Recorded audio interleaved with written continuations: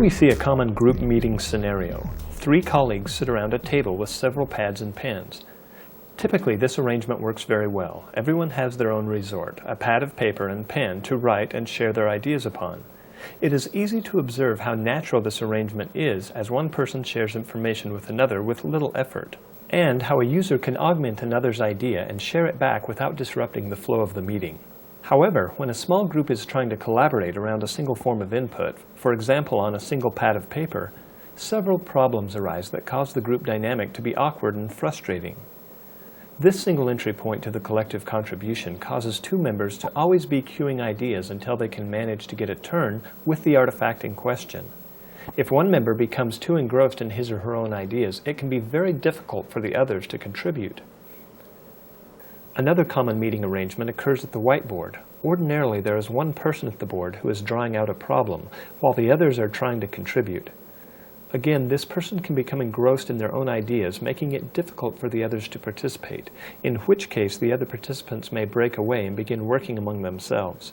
Whether it is an interactive or traditional whiteboard, it can be very awkward to seize control from the person operating at the board, and it rarely happens.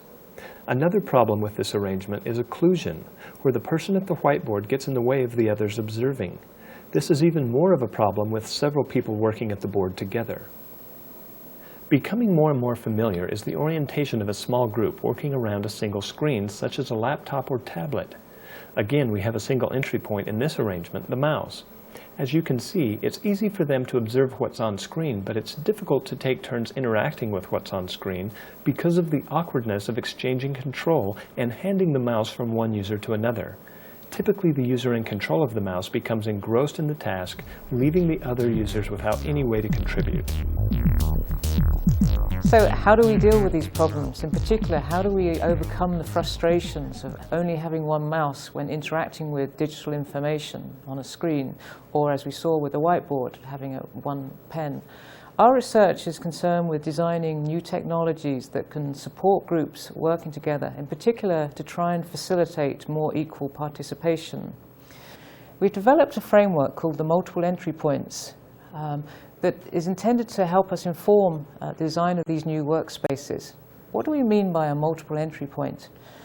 Well, an entry point is an invitation in a physical or a digital space for anyone to take part. And the way in which we think about the design is how we can create multiple entry points that different people can enter the workspace and take part. This contrasts with what we saw earlier, where there's only one single entry point via the mouse or the pen.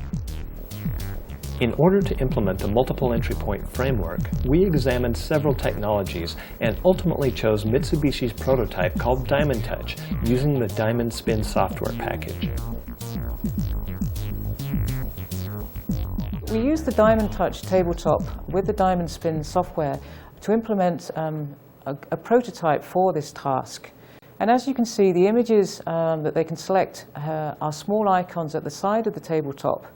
And what they do is they, simply by using their fingertips, can slide these images into the middle of the tabletop and allow each other to look at these and to compare them and to select them, and then place them into the slots on the calendar once they've decided which possible options to choose.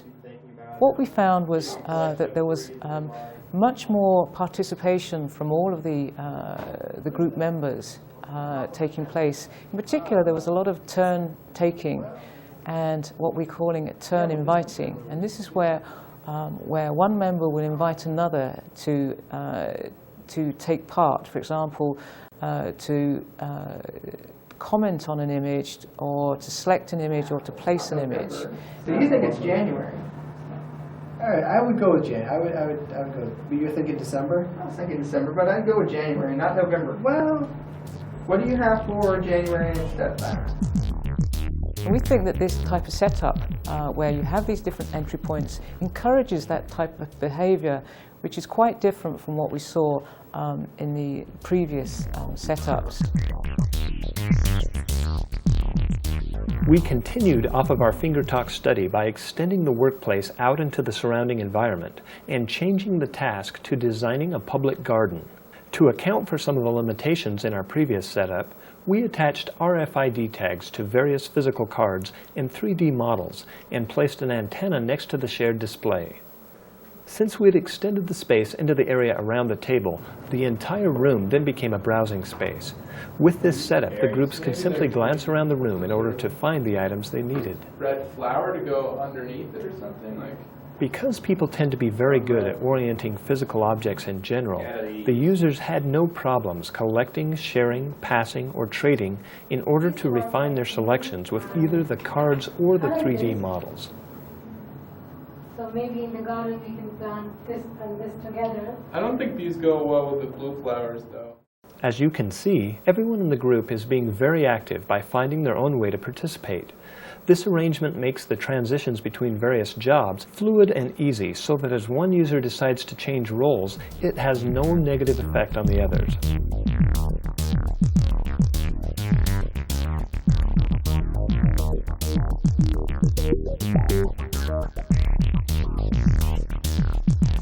One of the most interesting findings during the course of these studies was how the workspace implemented for the garden study affected the participation of users who do not contribute a great deal vocally in the design process.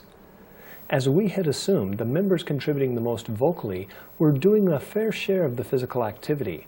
However, the surprising outcome was that the users who spoke the least tended to perform the greatest number of physical actions. Our interpretation of this result is that this physical-digital arrangement provides more entry points for users to make contributions, and therefore allows various types of users to contribute in the way that they are most comfortable. Our results have shown that there is a strong possibility that providing a space that has multiple entry points for contribution can foster more equitable decision-making in small groups.